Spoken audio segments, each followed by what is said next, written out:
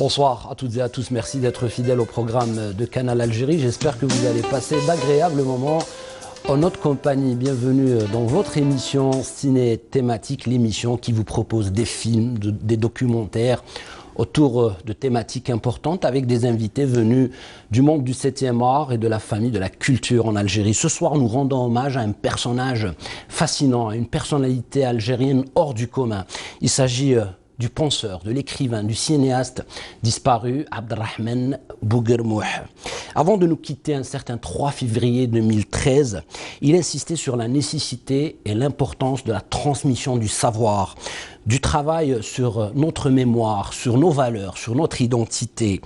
Abderrahmane Bouguermouh, dans sa solitude extrême, il portait en lui la douleur d'une enfance sacrifiée dans une Algérie colonisée. Dans sa jeunesse, bien sûr, il souffrait de séparation, d'exil, d'éloignement adulte, d'incompréhension des liens. Cette émission lui est dédiée, cette émission lui est consacrée. Biltri Bech et le staff de les thématiques du Studio 7 de Canal vous souhaitent la bienvenue. Marhaba bikoum.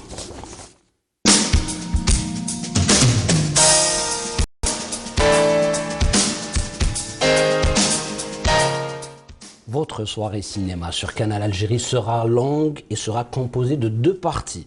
La première sera consacrée à un documentaire émouvant qui nous ouvre les portes de la maison du défunt Abderrahmane Bouguermouh dans une interview personnelle et intimiste réalisée par un ami à lui, un militant de l'identité nationale. Il s'agit du réalisateur Ali Mouzaoui. Ce travail a été fait au moment où Bouguermouh s'est retiré, s'est éloigné pour vivre dans sa colline désormais non oubliée, grâce bien sûr à ses efforts à lui et à des hommes et à des femmes comme lui qui ont défendu l'identité nationale et ses composantes. Sans plus tarder, je vous invite à découvrir un extrait de ce documentaire, encore une fois émouvant, signé par Ali Mouzaoui, et on revient juste après. Restez sur Canal. On meurt. N'importe quelle manière, en croyant pas, en pratiquant pas, accidentel. Mais ce qu'il reste d'une mort, c'est la mémoire après. On continue à vivre, il y a une deuxième vie, mais qui se fait par les autres, par cette mémoire. Les gens qui se rappellent. Il a fait ça, il n'a pas fait ça, et ça nous emmène donc à pénétrer d'autres personnages, à pénétrer l'histoire et à pénétrer le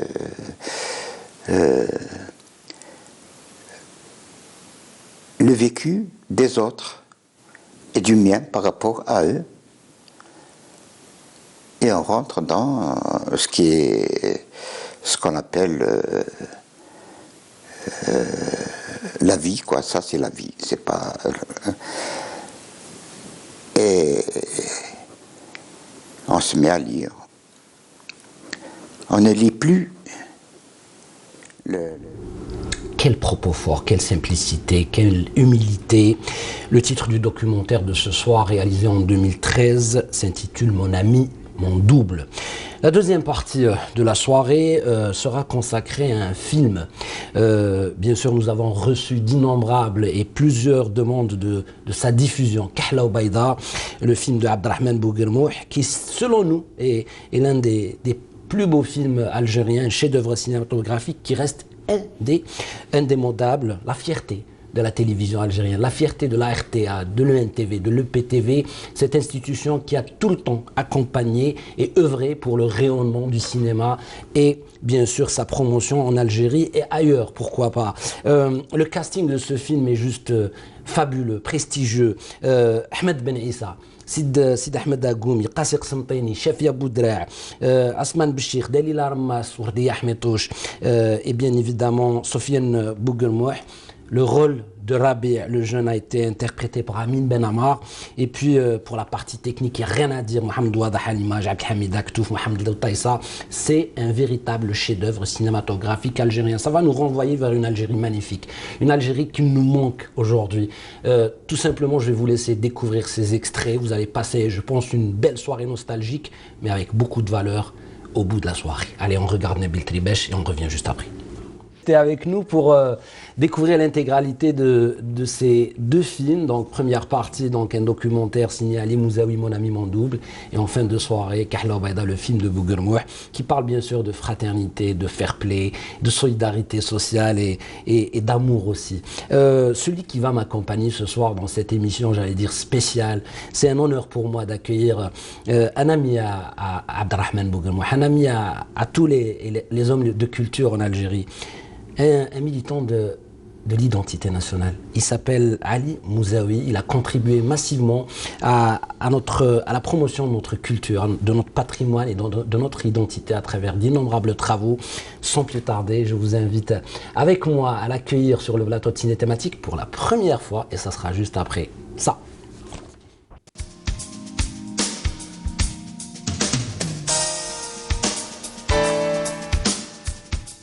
Monsieur Ali Mouzaoui, bonsoir. Écoutez, c'est un énorme plaisir pour moi de vous recevoir après tant de fois, de rencontres peut-être dans des festivals, mais aujourd'hui vous êtes là et je suis vraiment ravi de vous accueillir. Merci Amir. C'est un grand plaisir. C'est un plaisir immense pour moi aussi. Oui. D'abord, on est ensemble, on va faire une émission ensemble, oui, parler de choses exceptionnellement belles, parler de culture, et puis quand même c'est la troisième fois peut-être qu'on s'appelle et qu'on ne concrétise pas. Oui, qu'on ne concrétise pas. Voilà. Pour de bonnes raisons. En tout cas, tout à fait. On vous a suivi avec Kalim Amiti dans Culture Club pour célébrer Yenayer. Et c'était une émission, selon nous, de l'une des plus belles émissions de la télévision nationale. Merci beaucoup d'accepter notre invitation.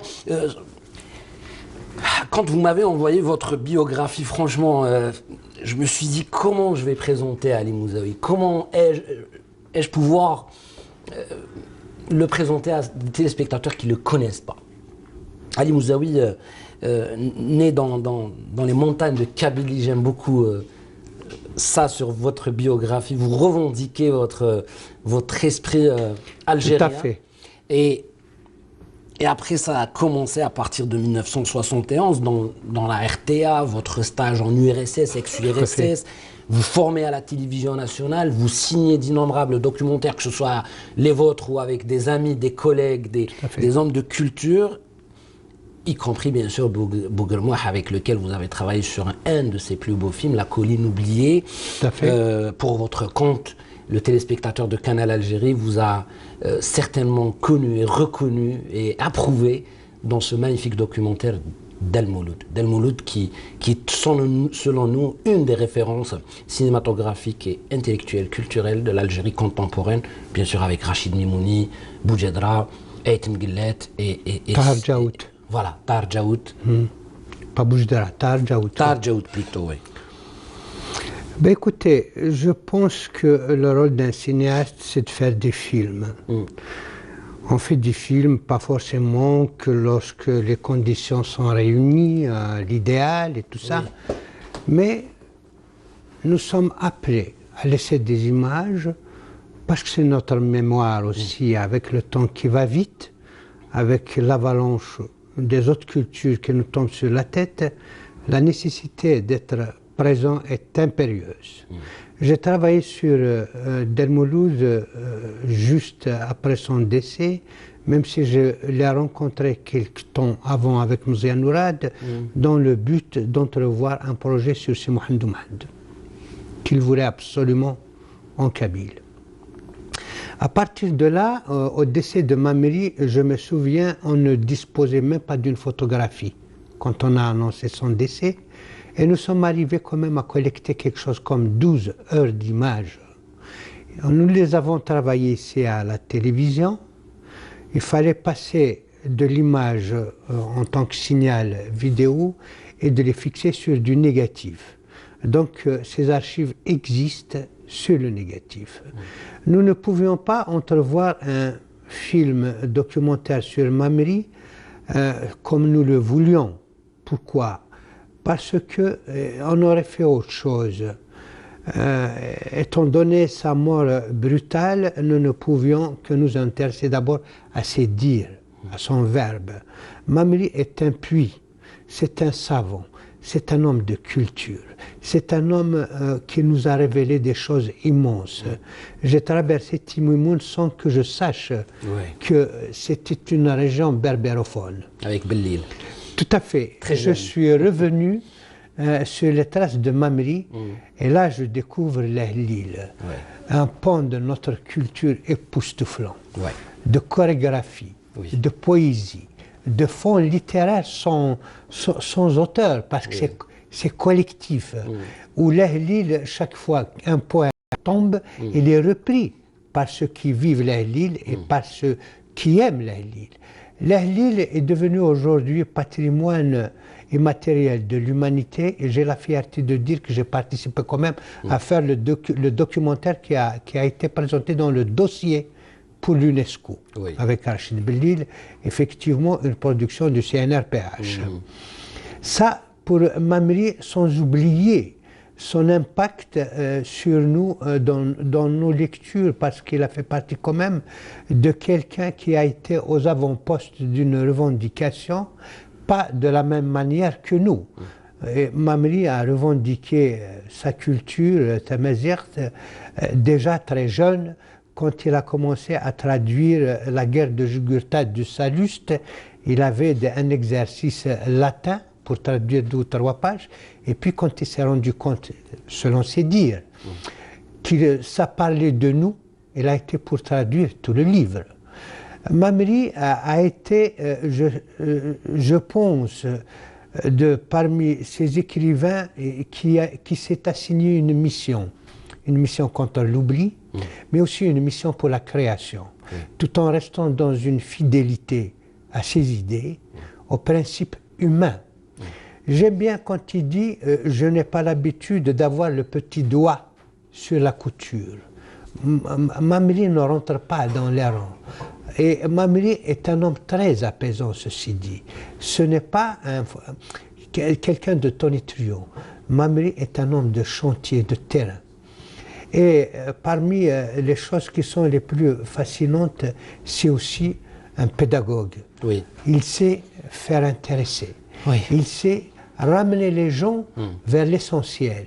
Mamri, c'est quelqu'un qui s'émerveille même devant ses étudiants. Et c'est une meilleure façon d'encourager.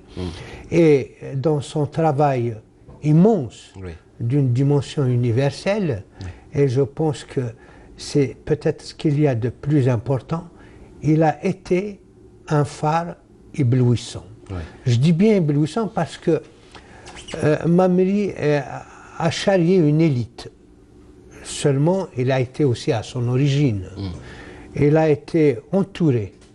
Il a vécu au rythme de la jeunesse. Il n'avait pas son âge. Il vivait au niveau, je dirais presque avec l'âge de ses étudiants qui allaient en montagne sur Talaguilef, chanter, danser. Mamri dansait parmi ses élèves, parmi ses étudiants. Et il a été aussi contre les bourrasques. Mamri ne pliait pas. C'était pas un roseau, c'est un olivier. Et c'est son arbre préféré. Et c'est pour ça, qu'on a évoqué ce travail-là, tellement précieux et utile et nécessaire aujourd'hui pour la jeunesse, pour la suite, pour la transmission. Parce que je voulais revenir sur les propos du défunt Abdelrahman Bouguelmouh, qui insistait avant son départ dans cette solitude extrême. Vous allez nous raconter un petit peu comment il a vécu ces 3 dernières années avant de nous quitter. Mais en tout cas, il insistait sur ce pouvoir transcendant du transfert, de la transmission, du legs d'une histoire et qui reste immortel. Comme le dit lui, la résistance de ces pierres, de cris de pierre, la résistance de la terre, à la mort, cette immortalité infinie de la terre. Tout à fait. Pourquoi la transmission du savoir d'abord? Parce que il est évident, les hommes partent. La vie humaine prise dans l'axe du temps, ce n'est pas beaucoup. Et puis, ce qui reste, c'est le produit de l'esprit. Qu'avons-nous dit, qu'avons-nous fait, qu'avons-nous écrit, qu'avons-nous lu? C'est ça qui est important. Et ça, je reviens encore une fois à Mamri, qui était un homme extrêmement paisible et apaisant. Je pense que le fait qu'il disait « Tamazight n'est pas dirigé contre quelque chose ». Il est dirigé pour quelque chose. Tout à fait. Et ça, nous le retrouvons aussi chez Kateb, qui n'est pas un mazérophone, qui est parmi les plus convaincants des défenseurs de Tamazight, des plus grands, je dirais celui qui a le plus revendiqué Tamazight, et tout en étant ouvert sur le monde. Mamri avait cette ouverture, et Bougainville est dans la continuité de ce savoir, je dirais même qu'il a été au centre des confluences. C'est plusieurs ruisseaux qui viennent, des oueds, des torrents, ça vient de partout et ça vient vers un centre qu'il a été lui-même. C'est ce côté d'être avec Malik Haddad, Taou Sabrouch, il y a une grande différence d'âge. Et Bouguermouh disait, j'ai toujours fréquenté mes aînés, des gens plus âgés. Mamri est né, dans mes souvenirs, je crois que c'est en 1917, Taou Sabrouch en 1913. Et c'est des gens qui le ressentaient presque de la même génération. C'est la même génération parce que c'est les mêmes inquiétudes. C'est les mêmes fixations obsessionnelles dans le but de reconquête d'une culture qui partait tout le temps. Mais ça reste le socle essentiel sur lequel vont venir se greffer d'autres éléments, s'amalgamer d'autres cultures. Et c'est ça qui fait la beauté de ce pays. C'est cette grandeur de plusieurs cultures. Nous sommes des Méditerranéens, nous sommes des Africains. Et tout ça va venir faire quelque chose de merveilleux. C'est une richesse, effectivement. Ce soir, vous écoutez parler, ce soir, vous entendre parler sur ces noms-là, vos amis qui ont contribué d'une manière extraordinaire et massive, j'allais dire, à la culture algérienne, à la reconstruction de cette identité perdue à cause de plusieurs colonisations en Algérie. C'est un peuple meurtri. Et récemment endurci aussi. Et endurci par les épreuves, mais en même temps par cette décennie noire qui a complètement déconfiguré l'Algérie qu'on aimait tant. Ce soir, j'ai envie de rendre hommage aussi à un ami, à quelqu'un qui faisait partie désormais, parce qu'il nous a quittés, de la corporation du cinéma, des métiers de l'audiovisuel. Bien sûr, Youssef Goussem, qui dans un geste ultime, dans un geste dramatique, tragique, celui de s'immoler parce que on l'a pas payé, il faut dire les choses comme ça. C'est très malheureux, c'est une actualité encore une fois dramatique qui a marqué la semaine dernière, jeudi passé, il nous a quittés, il a succombé à ses blessures malheureusement. Est-ce que vous pensez aujourd'hui, Monsieur Ali Mouzaoui, vous qui avez travaillé dans des conditions pénibles, comme le disait aussi Bouguermouh, pour faire la colline oubliée, il devait aller taper dans toutes les portes, faire presque de la mendicité, demander de l'aumône pour faire un travail éternel, un travail qui peut être essentiel pour tout le monde, pour la construction d'un pays fort. Est-ce que vous pensez que les choses ne se sont pas améliorées en Algérie? Est-ce qu'aujourd'hui, on ne reconnaît pas encore les métiers de l'audiovisuel, de la radio, du spectacle? Est-ce que ça reste toujours considéré comme des métiers, des sous-métiers? C'est comme ça, parce qu'on ne les paye pas. On paye le médecin quand il ausculte, on paye le mécanicien quand il répare une voiture, on paye le boulanger quand il nous offre ou quand il nous vend son petit pain ou croissant, mais on ne paye pas Youssef Goussem parce qu'il a fait un travail sur l'identité, sur le patrimoine, sur la culture, sur le spectacle. Voilà. Je salue la mémoire d'un homme qui est parti très tôt. Je salue aussi le courage de sa famille, de sa veuve, de ses enfants, de ses collègues. Et j'avoue que Youssef est parti dans un geste de désespoir. Quand vous êtes face au mur, et que derrière vous, il y a une armada de gens qui vous ont accompagné et qu'il faut payer. Il faut payer les gens. Là, vous êtes vraiment dans une situation où on peut être tenté de plonger dans le vide. Une année avant, c'était d'hier. Tout à fait, que j'ai vu dans les couloirs de la télévision à un certain moment. On s'est salué. J'étais sidéré d'apprendre son décès 3 jours après. Et Youssef m'a appelé aussi. 2 jours avant cette tentative malheureuse de s'immoler. Et je ne sais pas pourquoi il m'a appelé. Il m'a juste dit, si tu es à Tizi, on va se voir. J'ai dit, quand je viendrai sur Tizi Ouzou, on va se rencontrer. Et je l'ai vu à l'hôpital. J'ai posé la question, quel est l'objet de ce rendez-vous qui n'a pas eu lieu? Et il m'avait regardé en disant, nous en parlerons après. Ben, le hasard a fait que nous n'en parlera plus jamais. Les conditions de travail sont pénibles. Mais nous faisons partie de la vie de l'Algérie. Nous faisons partie d'un peuple. Nous faisons partie d'une société. Cette société a des problèmes. Nous les vivons. Mais à cela s'ajoutent des conditions très contraignantes. Il faut être fort pour faire ce métier. Il y a une préparation physique pour être cinéaste. Il faut une préparation physique. Ça, il faut le savoir. Il faut avoir des nerfs d'acier. Mais c'est notre métier aussi. Nous n'avons pas le droit de baisser les bras. Quitte à filmer avec un portable, il faut faire des images. Maintenant, pour dire, je ne crois pas que nous soyons différents des autres corporations. Seulement, nous prenons des coups sans avoir les gants pour répondre aux coups. C'est ça qui est un petit pénible. Nous faisons des films parfois en se disant « Tiens, l'année prochaine, ça sera meilleur, donc je vais me sacrifier sur ce film. » Mais chaque fois, il y a des mutations. Mais vous êtes, pardon, bien d'accord avec moi qu'aujourd'hui, nous vivons des problèmes.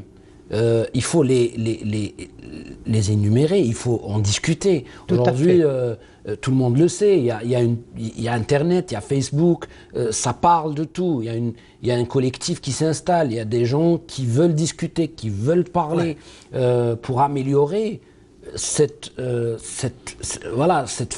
travail cinématographique. Écoutez, moi je ne suis pas habitué à être en groupe, je n'aime pas les troupeaux. Oui. Je n'aime pas les troupeaux. Je pense que l'essentiel, c'est de revenir au travail. D'accord. D'améliorer les conditions de travail. Comment? Parce que nous ne sommes souvent englués dans du verbiage inutile. Mais rassurez-moi, M. Ali Moussaoui, est-ce que se concerter, dialoguer, discuter dans un but d'améliorer, je dis bien d'améliorer, est-ce que ce n'est pas essentiel selon vous? Est-ce que chacun de nous doit continuer à faire ce qu'il fait? L'idéal d'abord est de revenir vers cette notion des moyens de faire un film, de fabriquer un film. Pour fabriquer un film, il y a plusieurs conditions qu'il faut réunir. Mais je reviens à ce qu'avait un jour dit Azdin Medour, qui nous a quittés aussi prématurément. Il disait, entre choisir les moyens et la liberté, je choisirais la liberté. Elle a dit, avant on avait les moyens, mais on n'avait pas la liberté. Maintenant qu'on a la liberté, on n'a plus les moyens. C'est évident, c'est évident. Mais il y a des mutations, où il y a des choses positives. Il fut un temps où un mot de kabyle n'était pas toléré. Oui, c'est vrai. Sur les télévisions ou dans le cinéma. On est arrivé aujourd'hui à faire une production en langue amazigh. Oui. Et on en fait au niveau des Chaouis, au niveau des Touaregs, on en fait en Kabylie, on en fait un peu partout, parce que justement cette revendication n'est pas propre à une région, elle est nationale. Oui. Que ce soit chez les Bnisnous, chez les Chenouis de Tipaza, chez les Bni Mnassar de Blida ou je ne sais quoi, mais ça existe, c'est l'air que nous respirons. Ça, c'est un pas énorme de pouvoir revenir au lit initial au cours du fleuve. Oui. C'est l'originel. Et ça, c'est important. Maintenant, il y a eu une ouverture brutale de l'audiovisuel sur la société comme ça, et n'importe qui fait du n'importe quoi. Oui. Il faut revenir vers une formation, il faut revenir à la refonte des moyens. Il y a des cahiers de charges que les télévisions doivent avoir. Il y a une professionnalisation du métier vers laquelle il faudrait revenir. Il faut revenir vers les écoles. Ça, je ne cesse pas de le répéter personnellement. Mais nous avons aussi perdu trop de temps dans des réunions qui n'aboutissent pas, vers des possibilités aussi. On sait bien qu'il y a des tiroflons aussi. Il y a des gens qui ont fait 20 ans sans produire un film et qui se revendiquent cinéastes. Ça ne peut pas continuer aussi. Il y a eu une surcharge même dans le circuit d'État. Quand nous étions dans le circuit d'État, 200 réalisateurs. Et lorsqu'on revient à ceux qui travaillent, on trouve qu'il n'y a même pas une dizaine. Et vous avez parlé de mes hérités. Aujourd'hui, l'Algérie, heureusement, encore une fois, a officialisé la Mazérité. C'est une avancée considérable. C'est une avancée considérable. C'est une avancée considérable. Et puis, vous avez aussi parlé de réguler le métier. Il est nécessaire aujourd'hui qu'il y ait des autorités qui régulent et qui observent et qui ont un droit de regard sur tout ce qui se fait à la télé, que ce soit dans la diffusion ou que ce soit dans la pratique ou derrière les murs et les bâtisses de ces télévisions nouvelles. Et voilà, pour qu'on aille vers une télévision productive et compétitive et nécessaire et qui ajoute de la culture. Le documentaire Mon ami, mon double, encore une fois, on revient à ce documentaire car il s'agit de cela ce soir. Une confrère de France 3 le voit et elle le qualifie d'un documentaire initiatique, d'un film complètement différent, c'est-à-dire un film qui marque. De par la thématique qui est dedans, c'est le premier film qui parle de l'homme, de la mort, de choses intimes. Comment vous avez pu, Ali Moussaoui, transgresser cette intimité tant voulue par Abderrahmane Bouguelmoua? Finalement, il vous dit dans le documentaire, je suis dans cette grande maison, je me sens seul, mais c'est un choix, j'ai voulu le faire. Comment avez-vous pu justement ouvrir cette porte avec une caméra, voir les premiers jours avec des techniciens que Abderrahmane Bouguelmoua ne connaissait guère, mais il arrivait quand même à s'exprimer sur des choses, sur sa sexualité, sur sa façon de voir la femme, sur sa façon de voir les amis, sur la façon de danser à Paris, de fréquenter des endroits où on pouvait prendre de l'alcool. Toute cette intimité liée au personnel a été déballée, si j'ose dire, excusez-moi le terme, dans ce documentaire encore une fois captivant et touchant. Mon intention était d'accompagner un ami qui avait beaucoup de choses à dire. Oui. Accompagner Abderrahmane Bouguelmoua pendant 3 années, ça a été un ami bien avant, puisque j'ai été sur la colline oubliée comme conseiller artistique jusqu'au moment du début du tournage. Et nous avons partagé le pain, et nous avons partagé les silences aussi. Avant d'ouvrir la porte de Abderrahmane Bouguelmoua, je pense que j'ai ouvert d'abord son cœur. C'est une amitié exceptionnelle parce que c'est une amitié naturelle, c'est une amitié spontanée sans retenue. Oui. Bouguelmoua, quand il vous adopte, j'ai l'impression qu'il vous fait sien d'abord. Parce qu'il y a une sphère à la fois intellectuelle, de sensibilité et de culture. À partir de ce moment, je l'ai accompagné quand il le voulait. On ne filmait que lorsqu'il se sentait d'aplomb. Que lorsqu'il y a des moments propices à la création, à ce qu'ils se mettent à parler. Et c'est à ces moments-là qu'on arrivait et qu'on choisissait l'endroit où on devait discuter. C'est un film plutôt existentiel. C'est la première fois que je constate que le film est fait par les hommes ou les femmes qui le regardent. Un film est fait par les spectateurs et c'est la chose la plus importante. À qui s'adresse-t-on? C'est à partir du moment où on cible un public intellectuel que le film prend une dimension intéressante. Nous parlons de la mort, nous parlons de l'absence. Bouguelmoua parle de la solitude, il parle aussi de son travail, de ses conditions de travail, il parle des amitiés. Des amitiés fondatrices, des amitiés qui vont vous façonner. Et c'est un peu ce qui a été essentiel et comme attrait aussi pour faire ce film. Il est évident qu'il n'est pas difficile de cerner un homme dans un coin et d'aller scruter son univers intérieur, de jouer sur sa sensibilité comme un joueur de harpe. Il est d'une sensibilité extrême et ses fibres ont résonné comme nous le souhaitions, c'est-à-dire de ne rien cacher. Maintenant, c'est pénible. C'est pénible, c'est un film très difficile à supporter.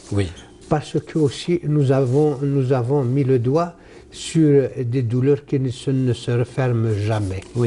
Et j'ai vu ce grand homme dans une courbe dramaturgique déclinée comme un beau soleil. Et il s'en est allé pratiquement une semaine après avoir bouclé le film. C'était un point final. C'est un point final dans une atmosphère de feu dans l'âtre, d'un feu qui réchauffe. C'est une scène qui se termine au milieu des amis, où l'on a partagé encore une fois le pain. Avec ce chasseur qui lui ramenait son tout à fait, son que je salue perdrix, au passage. Voilà, et avec vous, des gens simples, des gens d'une très extrême simplicité, et il n'est pas évident d'intéresser les gens simples. Et monsieur Ali Mouzaoui, pour avancer dans l'émission, parce qu'à vous écouter, on aimerait faire une émission de 3 heures, franchement. Merci. Mais comme on a peu de temps, donc on va accélérer un petit peu la cadence en essayant de décortiquer la démarche. Le roman Anza, c'est ça, c'est 477 pages apparemment de condensé. C'est un petit peu l'histoire de l'Algérie en regardant l'histoire de Bouguermoueh.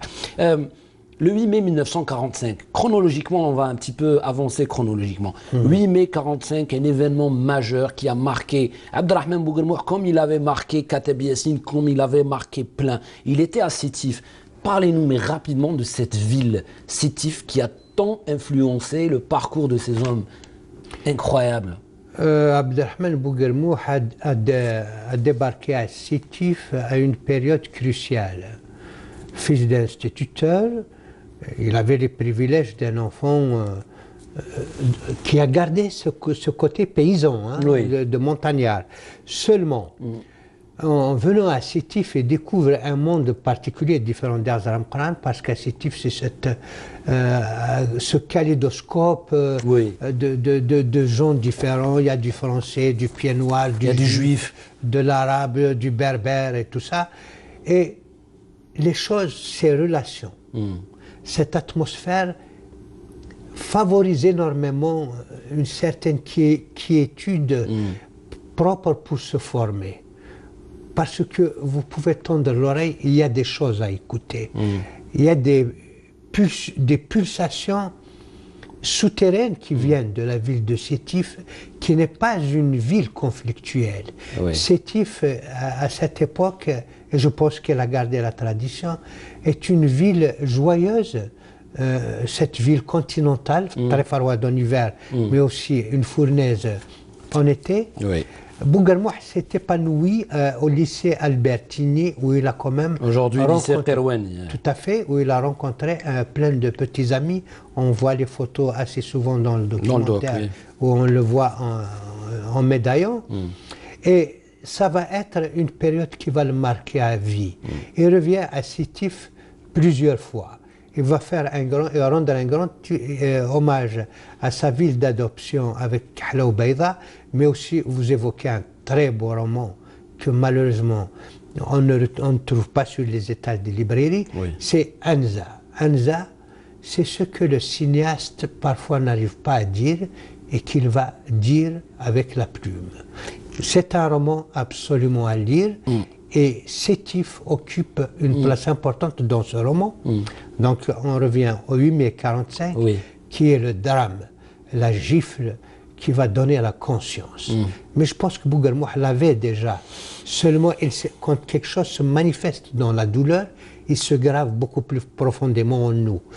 C'est la période des grands sentiments. Je pense que la jeunesse, c'est cette période où l'on absorbe, où l'on prend en soi un ensemble de sentiments qui vont faire notre personnalité. Avec le temps, ce qui va venir par la suite, nous amassons les moyens de nous comprendre et de nous analyser, de voir qui sommes-nous. Cette période sétifienne, il a bénéficié aussi d'une maison d'accueil, d'un foyer d'accueil des grands hommes.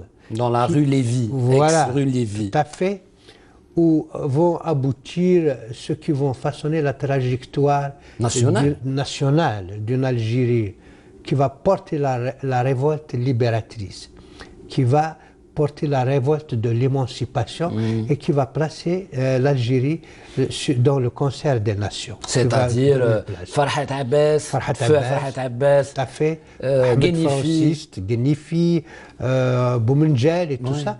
Donc, imaginez un enfant qui voit ces grands hommes débarquer.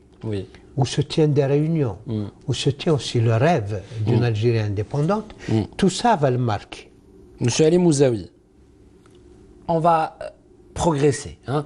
On va avancer, parce que l'enfance, on a bien compris comment le terreau où il a grandi, Rabbi Rahman Abdelrahman Bouguermouh, avec cette conscience acquise dès le départ de la nécessité de se battre pour décrocher sa liberté, mais aussi cette jeunesse.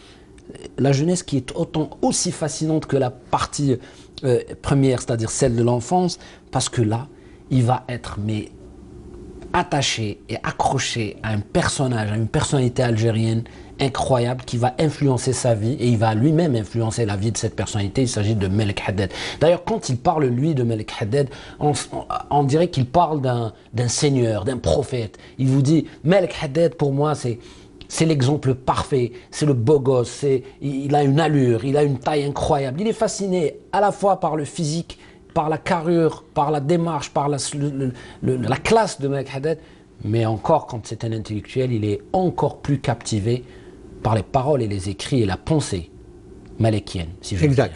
Exact. Seulement, ce qu'il y a à relever aussi, c'est que dans ces va-et-vient, Abdelrahman Bouguermouh avait gardé un lien indéfectible imposé par le père. Oui. Le retour à la terre, le retour à la montagne. Et toutes les vacances d'été, toutes les vacances, il faut revenir à Tamourt pour ne pas l'oublier. Bouguermouh est aussi l'enfant d'Ouzleguine. Ouzleguine, c'est la montagne. Bouguermouh est un chasseur. C'est quelqu'un qui aime marcher, c'est quelqu'un qui a le sens du parfum de la terre. La terre a un parfum. Il n'est pas décelable facilement, mais quand on sait écouter ces battements de la terre qui nous a donné naissance, on comprend qu'il y a des messages que la terre transmet, et il les a reçus. Seulement, c'est ce qui va faire peut-être un petit peu l'essor, l'élan, de pousser cet enfant vers d'autres horizons et découvrir les grands hommes dont vous parlez et qui vont le marquer, et particulièrement Melek Haddad. Melek Haddad, je pense qu'il a de commun cette élégance qu'avait Bouguermouh. Pas seulement une élégance extérieure, mais l'élégance de l'âme, l'élégance, si vous voulez, des seigneurs.